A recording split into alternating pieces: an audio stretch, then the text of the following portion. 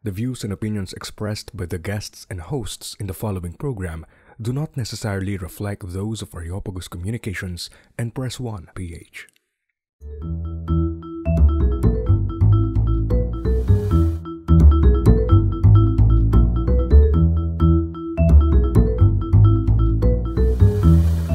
Isang mapagpalang araw po sa ating mga taga-subaybay dito sa ating programang Usapang Simbayanan. Ako po si Father Edo Garrigues at kasama natin ngayon ang ipapakilala mamaya ni Father Andy na tatalakay at samahan niyo po kami sa pagninilay sa papel at responsibilidad ng mga laiko lalo higit sa Halalan 2022. Kapag sinabi pong laiko, sino ba ang mga laiko? Ang mga laiko ay yung pong mga hindi pare, hindi madre, hindi relihiyoso. Ibig sabihin, tayo po yun. Kayo po yun. Karamihan ng ating mananampalataya na hindi pare, hindi madre, hindi misyonero, hindi relihiyoso. Kayo po yung laiko. At sa ating pong katuruan ng simbahan, sinasabi doon sa Catechism of Church and Politics na ang mga laiko daw ay may mahalagang papel upang baguhin ang political order. At ayos ito ayon sa prinsipyo ng mabuting balita at ng mga pagpapahalaga ng makakristyano. Kaya paano ba ito gagawin? Kahit ang Second Plenary Council of the Philippines, ganoon din po ang pahayag na kayo mga laiko lalo't higit ay nasa sa inyong balikat ang napakalaking responsibilidad upang kayo ay tuwiran at direktang makisangkot sa larangan ng politika. Lay faithful must participate more actively in political affairs. Pero sa ating tingin, sabi natin, kung minsan, ang politika, madumi. Parang wag na natin pasukin yan na tayo na may mahalagang magdasal na lang sa atin ang talagang ating nakikitang papel ng simbahan. Pero kaya nga po ngayon ay kasama natin ang isang aktibong laiko upang tayo'y samahan at tayo ay magnilay sa diwa ng turo ng simbahan. Kaya siya po ay papakilala ni Father Andy. Magandang araw po sa ating lahat, sa lahat ng patuloy na sumusubaybay sa ating programang Usapang Simbayanan. Maganda yung ating topic ngayon, tulad na banggit ni Father Edo, pero mas karapat-dapat naman yung ating panauhin kasi talagang ito yung buhay niya ay diyan umiikot yung pinaliwanag kanina ni Father Edo, sino yung mga laiko at yung kanyang apostolado sa buhay ay diyan umikot sa kanyang trabaho bilang isang laiko. Ang ating panauhin ay ang presidente ng Philippine the Episcopal Commission on the Laity. Yung Episcopal Commission on the Laity? Yung Episcopal Commission on the Laity, ito yung sanggunian ng mga laiko ng parang asosasyon ng mga laiko ng buong Pilipinas. Itinatag itong organisasyon ng Catholic Bishops Conference para ipakita sa mga laiko, sa mga Katoliko na ang pagpapalakad at pagpapatakbo at buhay ng simbahan na hindi lamang nakasalalay sa mga obispo at sa mga pari, kundi lalo't higit yung kolaborasyon, yung kooperasyon ng mga laiko. So, si Brother June ay ang president ng Episcopal Commission on the Laity o Sangguniang Laiko ng Pilipinas. Dati siyang executive director ng Ligaya ng Panginoon, isang Catholic Charismatic Group. At naging director din siya ng Philippine Movement for Transformational Leadership at ng Philippine Catholic Charismatic Renewal Services. So kung titingnan natin, talagang ang kanyang karanasan sa buhay laiko at yung kanyang partisipasyon sa buhay ng simbahan ay umikot talaga dyan sa kanyang ministeryo, sa kanyang apostolado bilang laiko. So yung ating panauhin ngayon ay walang iba kundi si Brother June Cruz. Magandang umaga po sa inyo, Fathers, Father Edwin, and Father Andy. Magandang umaga po sa inyo lahat, mga kapwa ko laiko. Ako po si June Cruz. Salamat po sa programa ninyo. Nagba-viral na po. Talaga naman. Alam niyo po kami mga laiko, napakahilig namin sa mga nagba-viral. Kapag mayroong nakikitang nagba-viral, nakikisali ang mga tao at natutuwa po kami na sana naman ay mas lalo pang lumaganap ang inyong laganap na mga prinsipyo. Ako po si June Cruz, ang presidente po ngayon ng Sangguniang Laiko ng Pilipinas at nahingan po na bahagi din ako ng aking pagninilay dito sa papel at responsibilidad ng mga laiko, lalong-lalo na para sa darating na halalan. At iniisip ko, ano kaya ang papel talaga natin ngayon? Uunahin ko na po itong panalangin. Okay? Dahil po talagang ako'y maaga pa, bata pa, nakita ko na ang kapangyarihan ng panalangin na kayang makapagpapago ng mga takbo ng panahon. At ako po'y natutuwa ngayon dito sa nangyayari, maraming taong nagdarasal. Ako mismo po, bago matulog, sinasabi ko, Panginoon, maawa ka po sa aming bayan. At sana po ganun din tayo na talaga huwag nating makakalimutan na mamutawi sa ating mga bibig ang patuloy na pagpapanalangin para sa ating bayan. Kaya natutuwa rin ako. Ngayon ako nakakita ng isang eleksyon na merong rosary for Lenny. Mga gano'n. Nagulat ako, merong prayer time for Lenny. Bino mo prayer time for Lenny. Ganun po yung pinagdarasal. At kung may mga ibang kandidatong gusto niyo magdasal, magdasal din po kayo sapagkat talaga namang kailangan natin manalangin. Yun po siguro ang una nating papel, ang panalangin. Pero kailangan masundan po kagad yan ng aksyon. Kailangan po hindi maglayo. So may letter P na po tayo at may letter A. No? So yung action po talaga kailangan nating maisagawa, maisabuhay, magagandang mga gawain. At palakasan po natin ang ating mga loob na gumawa ng mabuti sapagkat sabi nga sa good works na nakikita sa atin. Talagang doon tayo makakahikayat pa ng iba pang mga tao. Ang pangatlo po letter P din, napakinggan ko ng isang araw yung kanilang yung pagtataguyod ng katotohanan. Napaka-importante po niyang pagtataguyod ng katotohanan. Sapagkat po sabi nga, nabanggit na po yan, without facts, there will be no truth. Without truth, there will be no trust. Narinig po natin sa isang napakagandang mensahe niyan. At yun po trabaho po nating lahat yun na itaguyod, ang pagtataguyod ng katotohanan na hanapin natin ang mga paraan paano tayo makakapagpabahagi kung ano talaga ang tunay na karanasan at tunay na history ng ating bayan. Yung ipo talagang kailangan ipanawagan po natin yung pong echo chambers na tinatawag. Bagong term po yan, yung echo chamber sa mga laiko. Kailangan po siguro naiisip ko, kailangan tayo talagang lumabas. Pagkat marami po sa atin ang nakontento na sa loob ng sarili nating echo chamber, active tayo, pero tayo lang pala nagkakarinigan. At sana po matuto tayong lumabas naman, makipagsalamuha sa ibang tao, makipag-usap. Okay? At talagang ipahayag natin ang kabutihan ng Diyos at ang mga pangangailangan din ng ibang tao. Tanungin natin, anong kailangan ninyo? Anong kailangan natin gawin para sa ating bayan? Ang huli po ay L. Ito po ay talagang isang panawagan sa kapwa ko mga laiko na kailangan po tayong lumantad. Sapagkat kahit po may liwanag, kung tayo ay nakakubli, hindi naman tayo mapapakinabangan Talagang kailangan tayong lumantad na. Ang iba po ay natatakot lumantad dahil nga meron din silang mga pinangangalagaan. Ngunit kailangan po na ngayon pa lang ay sama-sama na tayong lumantad, sabihin natin ito ang ating papel, at ito ay ating responsibilidad para sa ating bayan. At sa ating paglantad po, makakahikayat din po tayo ng kapwa natin, ng mga kasamahang laiko. At sa ating paglantad din, makakahikayat din tayo ng iba pa mga taong nakakakita naman ng magagandang gawa natin. So ano pong responsibilidad natin at papel ay makilahok. Talagang aktibong makilahok. At sa usapang diretso, kailangan nating pumapel. Talagang kailangan po nating pumapel ngayong darating na halalan. At hinihingi po natin na sana po lahat ng laiko ay matutong makilala ang panalangin, ang aksyon, ang pagtataguyod ng katotohanan, paglabas sa mga echo chambers nila, at magsimula ng lumantad at makilahok sa darating. Maraming salamat, Brother June. Napakaganda nung iyong pagbibigay ng punto Ano ba ang papel ng mga laiko at responsibilidad?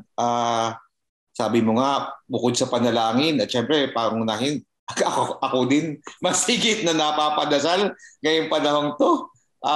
Ganon din ay syempre hindi lang panalangin kundi kinakailangang ituloy-tuloy yung panalangin sa pagkilos kasi ang panalangin walang gawa ay patay, sabi nga ni San Pablo.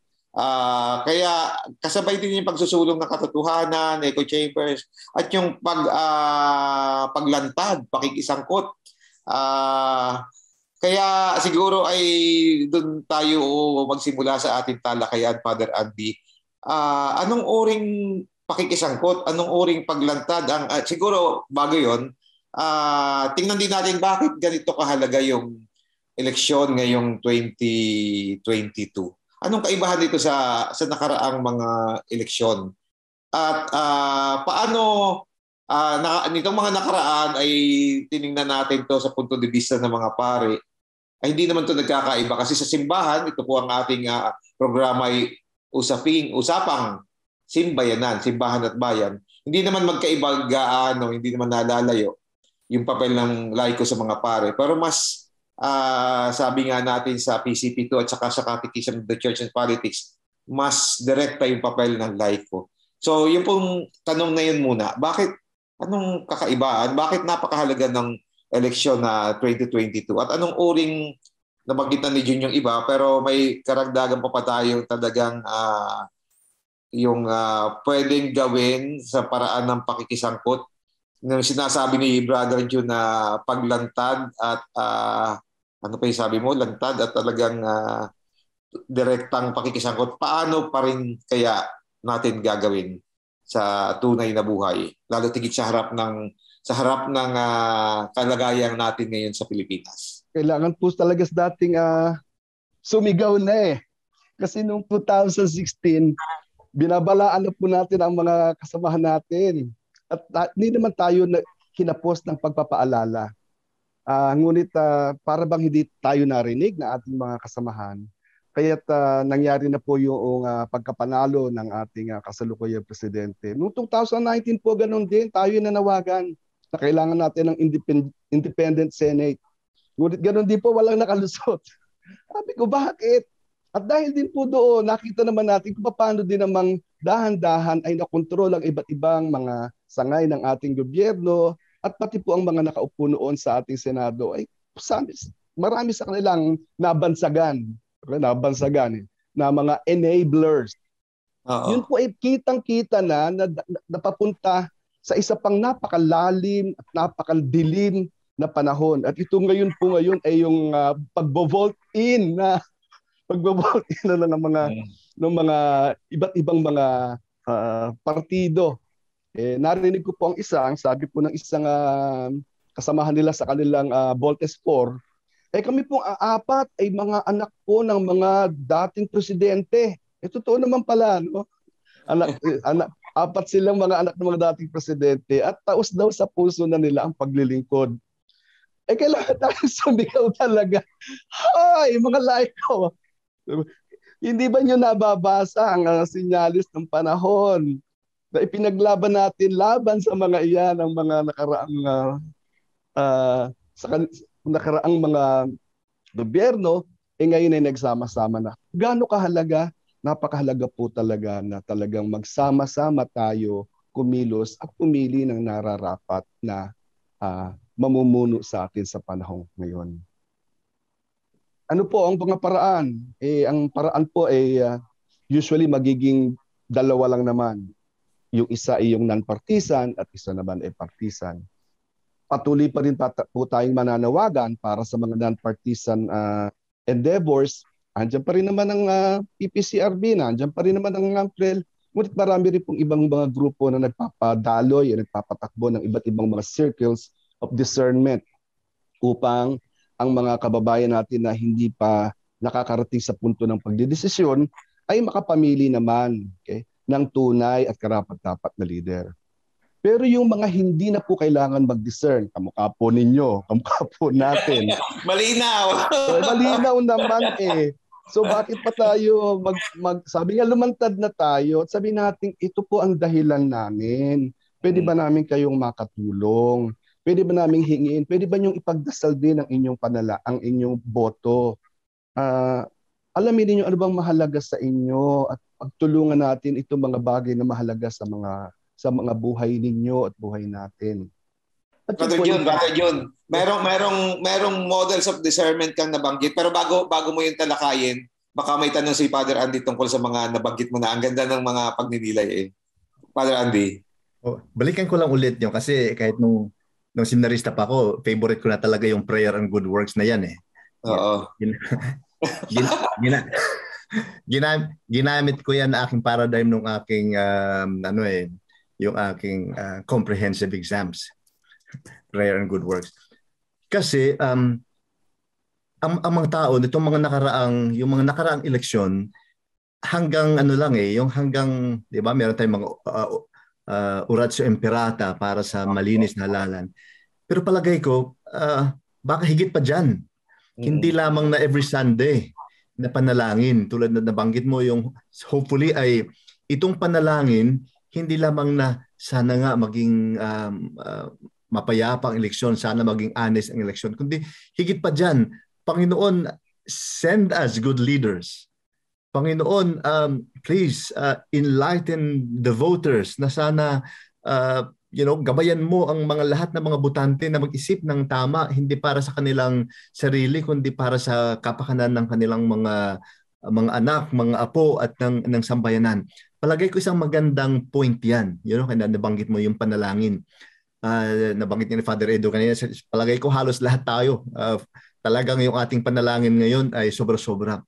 Pero ito yung panawagan natin sa mga laiko na ang panalangin hindi lamang na pag nasa simbahan tayo every Sunday na nanalangin ng isang mapayapa at mga honest and clean election, kundi madalangin din tayo araw-araw, Panginoon, please send us good leaders. Panginoon, sana yung mga botante ay mag-isip, liwanagan mo ang kanilang isip para ang kanilang pipiliing mga kandidato ay hindi lamang dahil binigyan sila ng kunting tulong, dahil kamag-anak, kakilala, kundi para sa kapakanan ng kanilang pamilya at kapakanan ng buong bayan. So that first. At pangalawa, yung tulad na banggit mo kanina, maganda rin yung point mo na hindi lamang ito panalangin. Action talaga.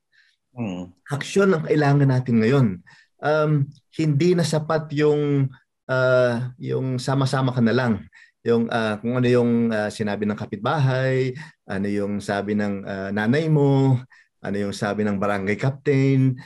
Hindi, kundi bawat isa itong palagay ko ito yung importanteng pagnilayan din ng mga laiko ngayon. Kasi pinag-uusapan natin ngayon hindi lamang ordinaryong Pilipino. Laiko, kayong mga laiko, kayo ay mga Kristiyano at nakaugat doon sa inyong pagiging Kristiyano ang responsibilidad. Hindi nakasalalay sa aming mga pari, kundi sa inyo bilang mga nananampalataya. So, action. Ang action nandun sa inyo. At sana yung action na yun ay bunga ng inyong dasal, bunga inyong panalangin na lahat ng desisyon ninyong gagawin sa darating na eleksyon, yun ay kasunod, bunga ng inyong pinagdasal. Yan. Father, sundan ko na yan. Ang ganda-ganda kasi. Totoo po yun eh. Pag nanalangin tayo, ang kasunod na tanong natin, then what should I do? Yun din po yung tanong doon sa gospel nung nakarang linggo. What should we do? What should we do? Ako nga po, pag Martes ng gabi, habang nagpa-plancha ako ng aking pick na isusunod, tinatanong ko na, sabi ko, ano kaya ang gagawin ko bukas, Lord?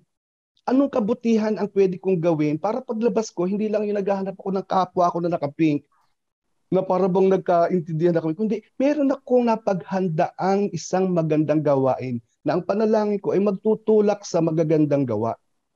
Paano gagawin yun? Brother John, yung panalangin tungo sa gawa ay ginagawa sa proseso ng discernment. Sabi mo ay mayroon kayong parang mayroong models of discernment na pinopromote ang laiko. Baka pwede mong ibahagi sa amin yon kasi yung sabi nga ni Father Andy, yung panalangin, send us good leaders. Ano ibig sabihin ng good? Paano tayo pipili? Paano yung models of discernment? Pwede mo bang talakayin sa ating mga tagapanood, tagapakinig yung mula sa inyong laiko? ngayon po ang LICO kasama po ng iba't ibang mga komisyon ay nag-aaral din ng iba't ibang mga modelo naman ng circles of discernment. Ngayon po ang nasa kamay namin anim na modelo. At yan po ay maganda kasi kayang patakbuhin ng iba't ibang mga grupo na makatutulong naman.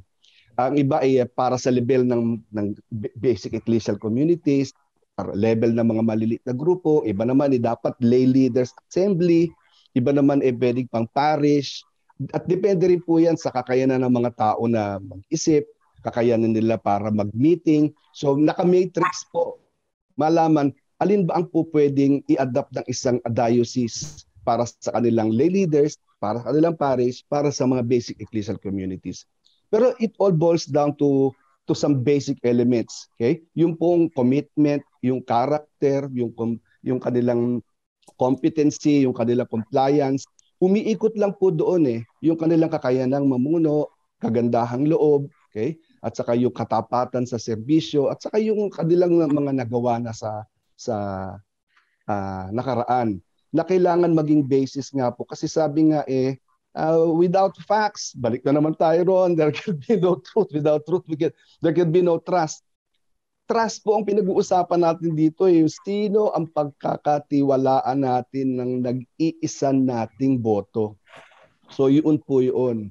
Kaya kung mayroon po mga grupo ngayon, mga kasamahan kong laiko na naghahanap ng mga circles of discernment, maaari po kayong magpahiwatig sa amin, sumulat sa laiko, sabihin, tulungan nyo nga kami, ano bang mag-work dun sa aming sitwasyon kasi magkakaiba po ang mga discernment processes na yan. Now, may mga discernment processes po na ang binibigay lang ay principles. Ayaw nilang maglabas ng pangalan. Okay?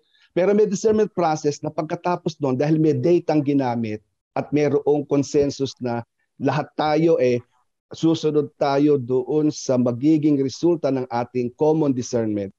May mga discernment po na nakapagpapalabas din ng pangalan.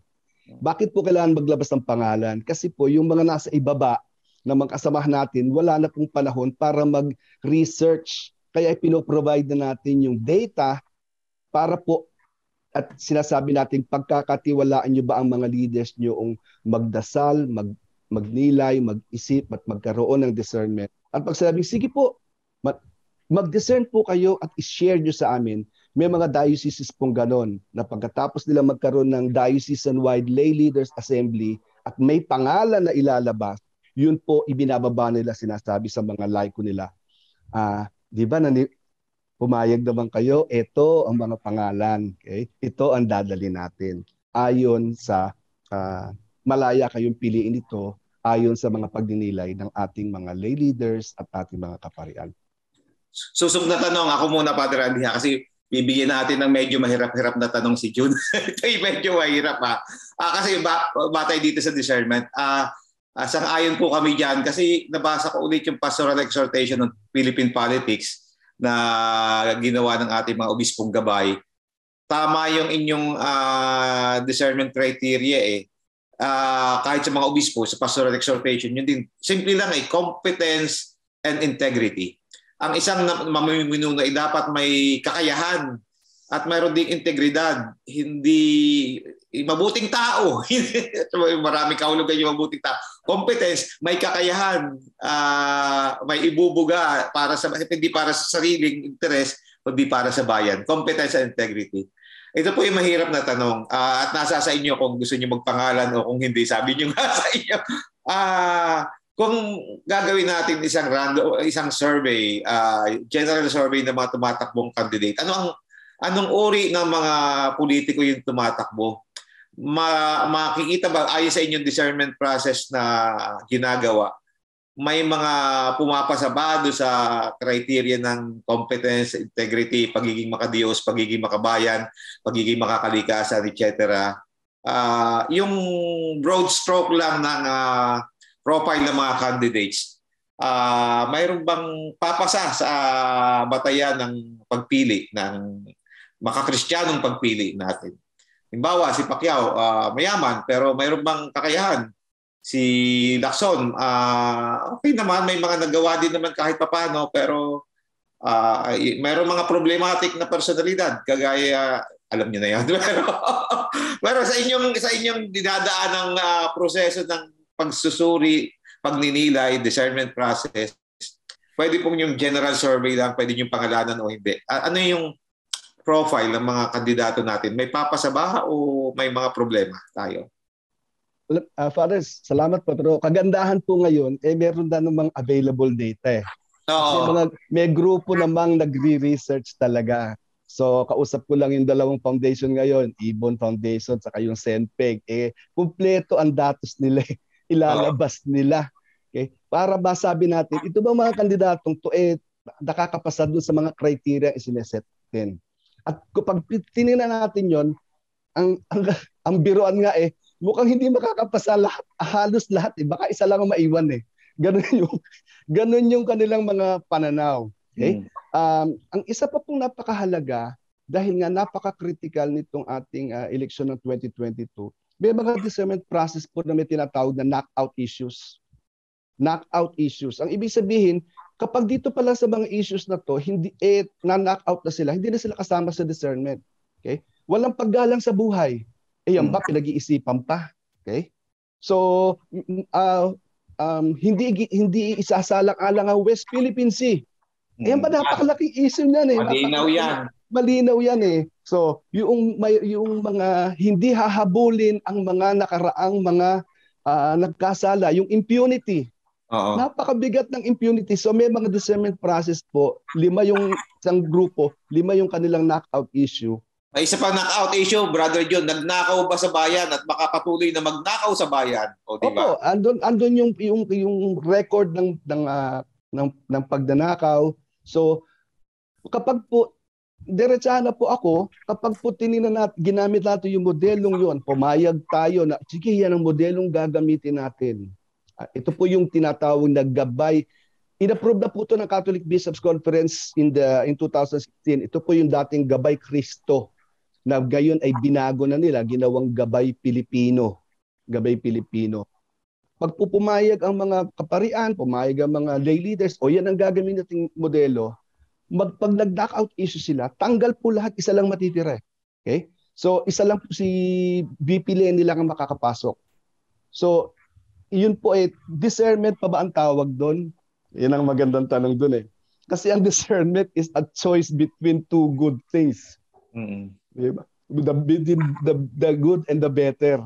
Pero kung tanggal na sila, isa lang talaga, then maipapahayag na po natin na talagang kailangan nating manindigan. Hindi tayo dapat mahiya na sabing, ito po ang sinasabi ng dato. Ito po ang sinasabi ng criteria. Ito po ang tool na pinagkasunduan natin.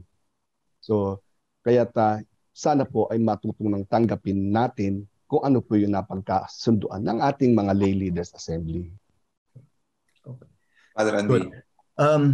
Maganda yan. Magandang impormasyon at saka isang magandang factor lagi ang sinasabi natin sa mga tao ay data-driven yung ating campaign. Hindi ito basta-basta opinion lang, hindi emosyon.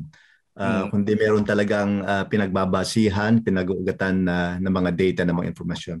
Isang bagay na gusto ko i-point out sa inyo sa Leyte, yung organisasyon.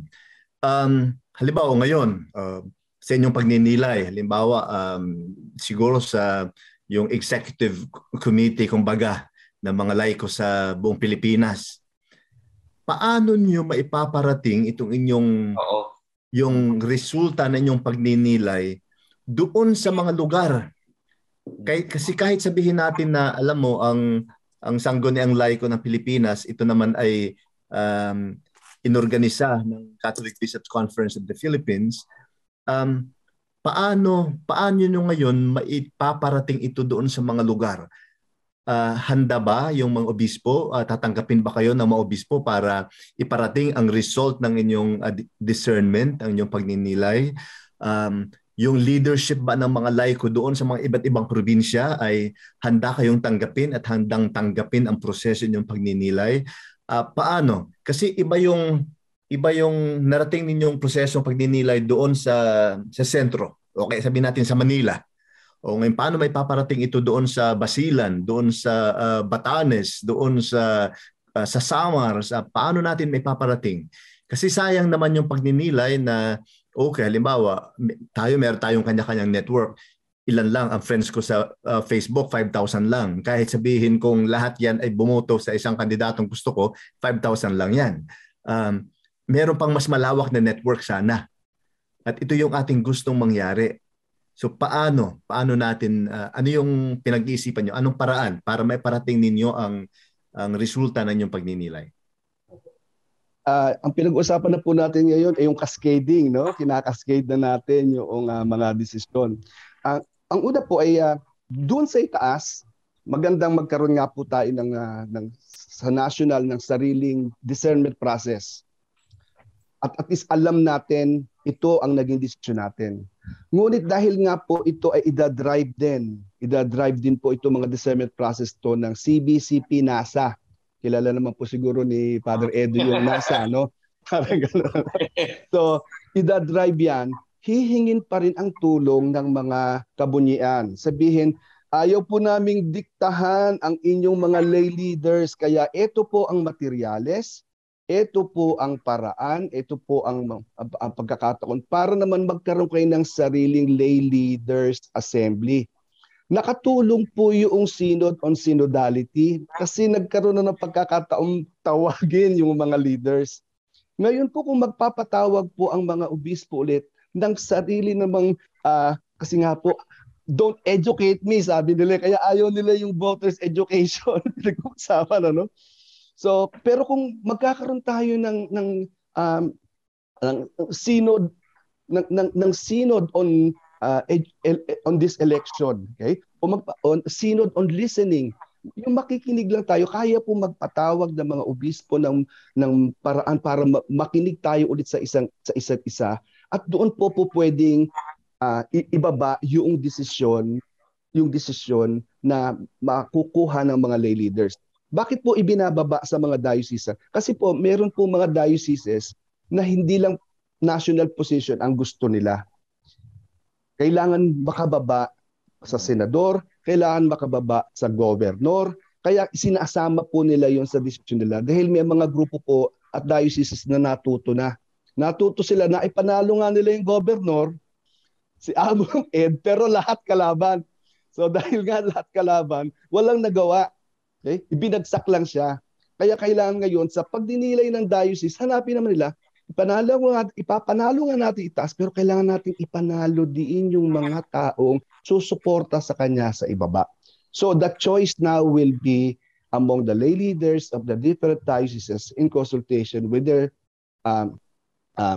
with the clergy, in consultation with the bishop. Ano ang angkop na modelo na pwede nating gamitin? Pero sana magawa po natin sa mas madaling panahon kasi malapit ng Mayo at alam naman natin maraming mga iba't ibang sabihin na nating hindi magagandang nangyayari sa politika kagaya ng pagbili ng boto. Ngayon pa nga lang nagsisimula na pagbabayad, ganyan. Kaya sana malulutong na 1,000 eh.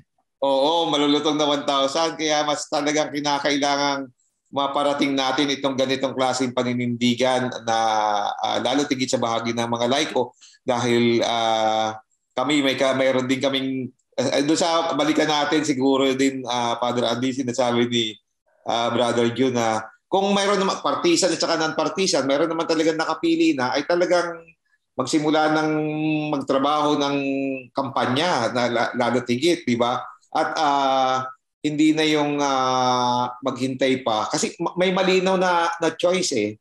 At sabi nga natin kung mayroon ng, yung tanong ko na sunod, ibig sabihin ba ng may partisan tayo na component yung tugon ng laiko, posible ba talaga yung sinasabi nilang Catholic vote? Sa bahagi ng mga talagang naninindigan na?